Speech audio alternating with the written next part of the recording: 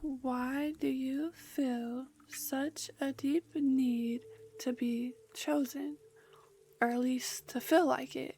Because you like to feel validated by everyone, but you don't feel validated by yourself because you seek it from everyone else. You want to feel needed by everyone, yet you abandon yourself and your needs and your boundaries and your joy, your happiness, the things that you like to help please everyone else. You like confirmation from the world that you are finally worthy. And you feel such a need for social belonging or kind of just a blanket of safety that you go as far as belittling yourself and your needs and boundaries for the sake of feeling chosen by others. Because it feels easier to be a people pleaser than to be or to feel abandoned. Because hurt hurts regardless.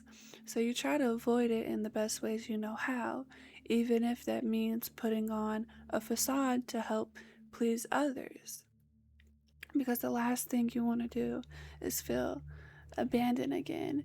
And it's not that you never tried, it's probably that you were scared to, so you withheld a lot of it. You're scared of life and scared of others' opinions, scared of everything in the world that could help your growth.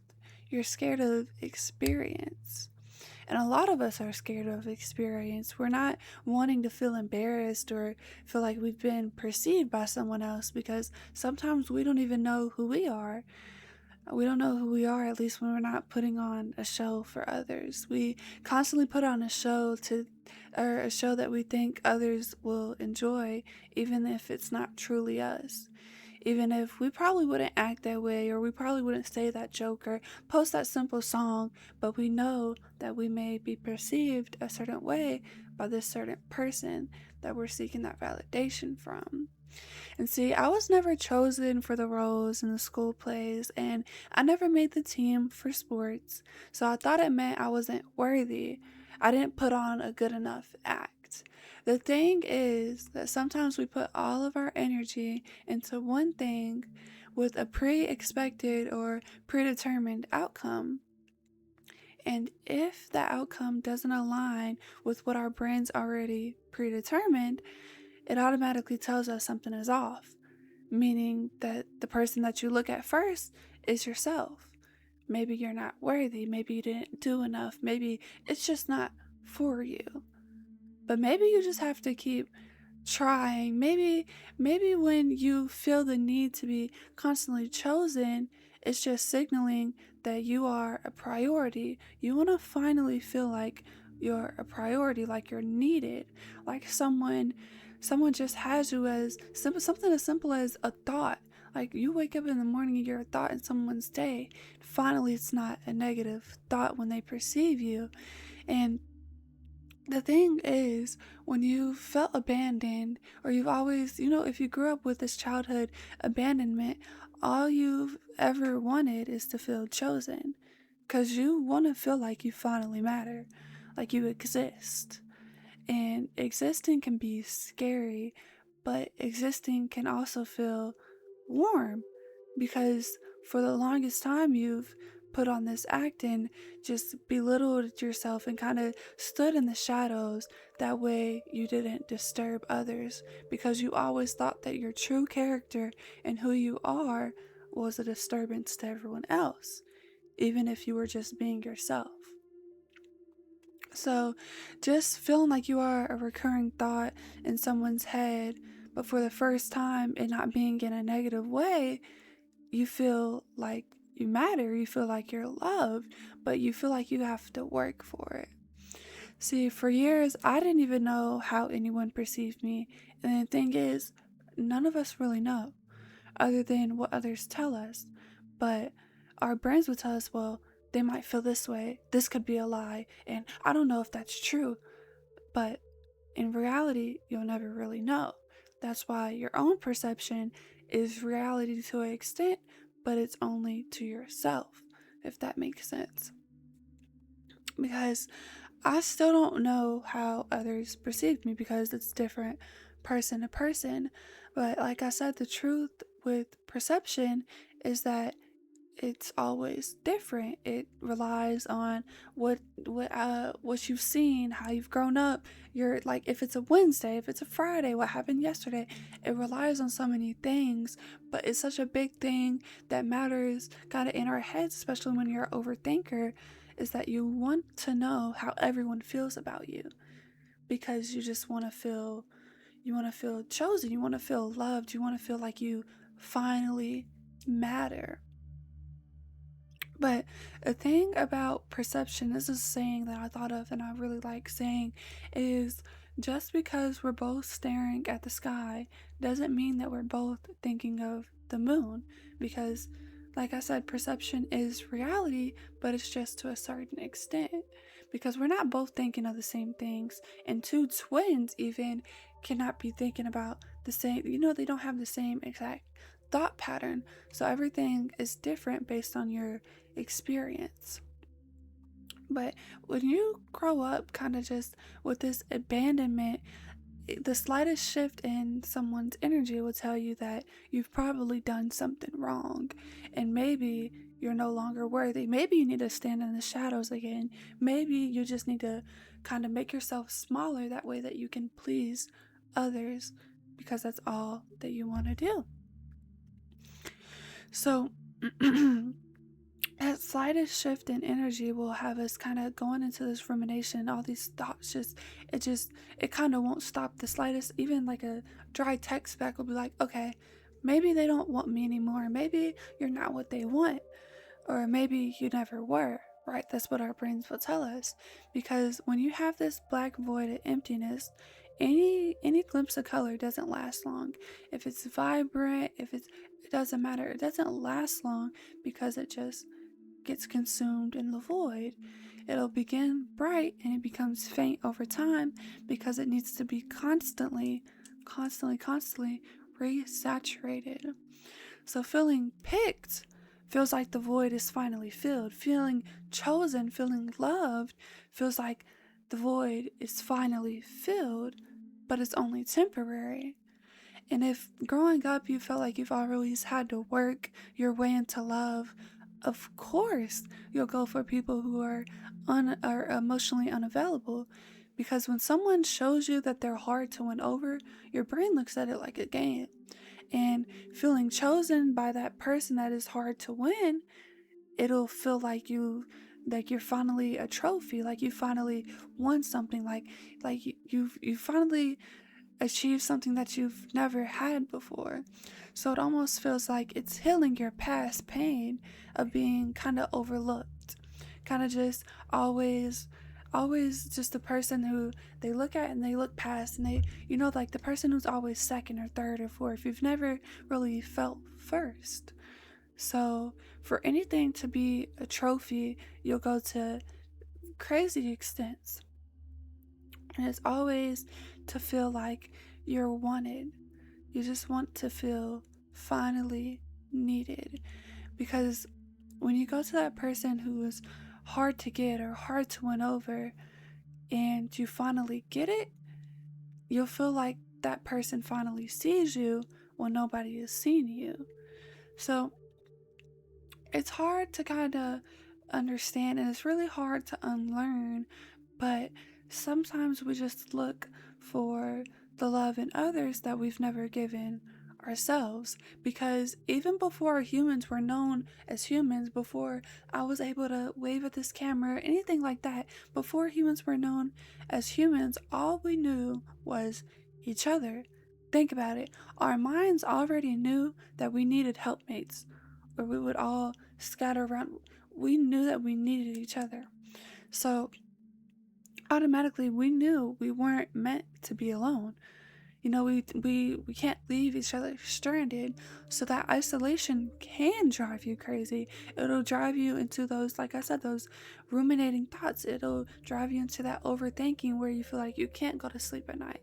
You feel like, you just want this one person to finally choose you, to finally just embrace you. You just want to feel embraced. So When you feel like you finally have that person that you had to win over, you just get that dopamine hit until you realize the dopamine never lasts long because it's all temporary.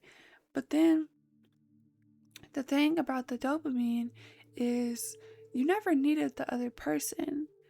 And you didn't need the other person to heal. You needed to re-meet your younger self and tell them that they were enough. You need to tell yourself that you were worthy. You are needed. And you don't need to feel needed by everyone else, because if you look in the mirror, the person that you need is right there standing in front of you. You don't need another person standing in front of you to tell you that you are worthy and you are needed. It does feel good, but it is temporary. I'm not saying that that person is temporary, but our feelings are.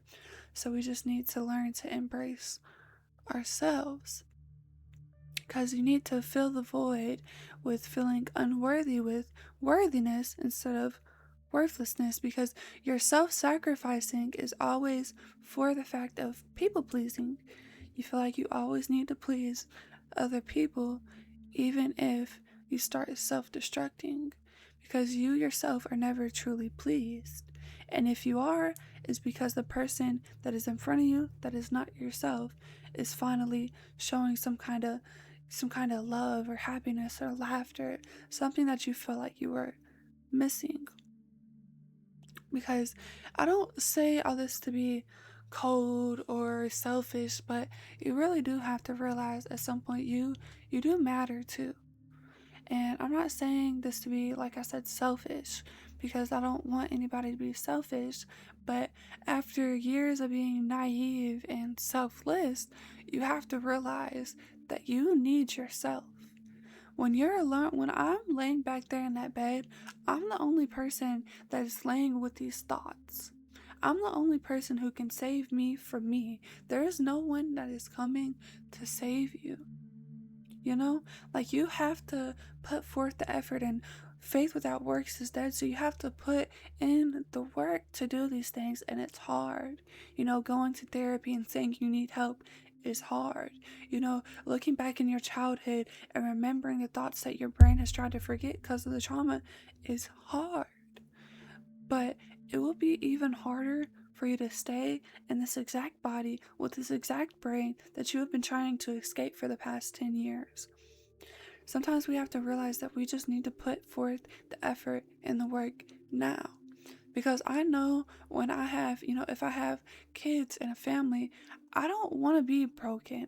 I don't want to feel the way that I feel right now. I don't want to, have someone laying right next to me and still feel alone. And that's something that I've always struggled with, is feeling alone. I always feel alone. So I don't want to feel that way. We have to do the shadow work. We have to work on ourselves, and it's hard and it's annoying, and sometimes you won't get all the answers that you want, but they'll pop up. All you have to do is give 1% every single day, because it'll add up. As long as you try to better yourself every single day, we can't knock that.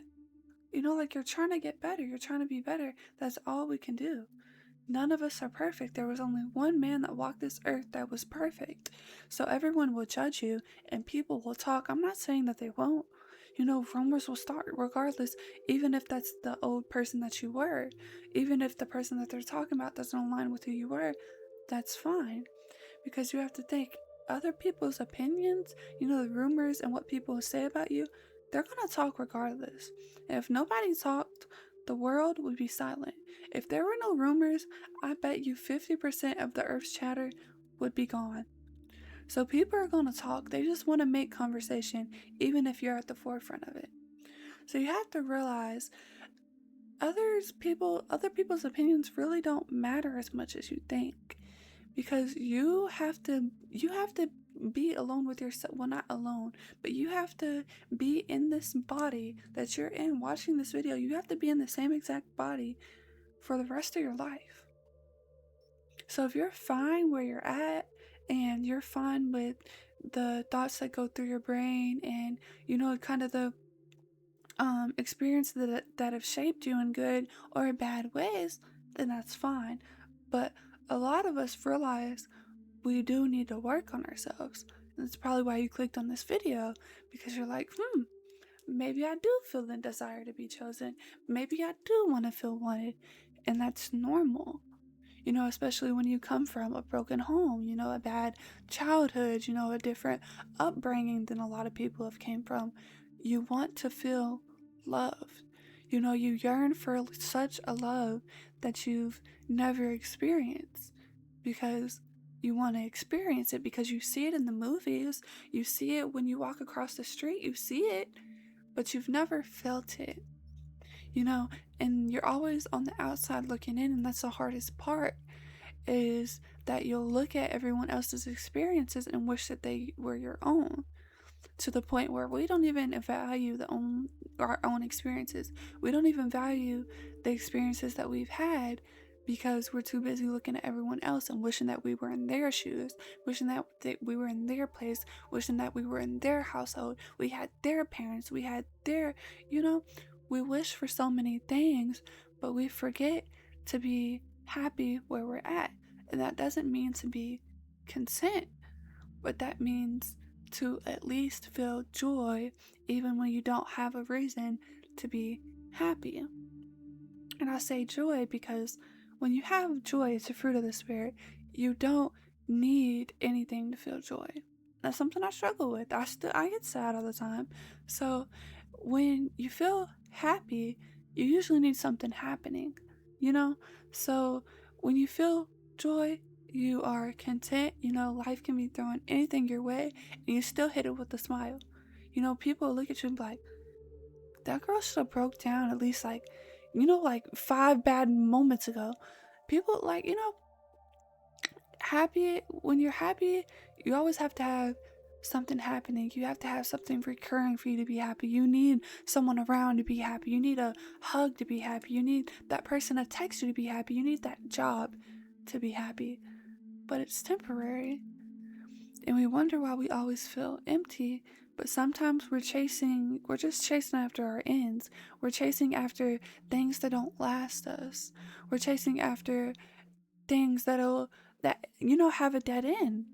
We're so busy rushing down the street, and we're speeding just to constantly hit dead ends and have to turn around and reroute and do all these things, and then we're confused. But we just have to look at ourselves, and that's the hardest part. Sometimes you do have to rewire your brain, because you don't have to stay the way that you are forever. Like the way I'm 19, the way that I am right now won't be the way that I am at 25. And it's not just maturity, but it'll also be the work that I'm doing. It'll also be, the nights that I do think, and not just the ruminating thoughts, but when I push out those thoughts, when I tell those thoughts that, hey, you aren't even worthy to be thought of. Like, like when you have these ruminating thoughts and you are an overthinker, you literally have to tell your mind, I'm not thinking of that. Like, you have to rewire your brain, because you live in it. You live in here. Yeah, I live in this room, I live in this house, but I live in here. When I leave this house, when I leave this room, I still have this. I can't stop it. Like my brain is always going to think. God willing, until the day that I'm gone, it's always going to think. So you have to kind of just look at the things that you're thinking about. You have to look at these overthinking thoughts, this cycle of thoughts that you have, and be able to push out the ones that are negative, that aren't worthy of your attention or, to be praised. Like, you get what I'm saying? Because when you're constantly going after people and things who run away from you, you're chasing your ends, you're not building your stamina, you're building yourself to lose. You're not going to hit the finish line just because you're running full pace. You already sprinted in the beginning, and now you're out of breath. Now your body's broke down. You didn't even do a warm-up, bro. You didn't even do a warm-up. So maybe, just maybe, we need to stop letting our bodies and our minds be broken down at the expense of others and at the expense to please others, because we need to build ourselves up, and then maybe you'll find the person inside that wasn't just begging bad people for love, but you'll also find the child inside of you that was constantly yelling and screaming, needing to feel chosen. Just want to let you know, you are chosen, you are needed, you are loved, you are amazing, you are handsome, you are beautiful, you are worthy. But me telling you those things won't make you feel that way. At least, probably not by the end of the night. Well, hopefully it will. But if we're being real, you have to tell yourself those things. And it seems taboo to be in the mirror and tell yourself that. But you need to know. If you are good with telling other people that, there's no problem with telling yourself that. Because you don't just need to hear it from others. You need to hear it and know it yourself. But hey, am I talking to you or to me? By the way, here's the setup, guys. Peace. Bye.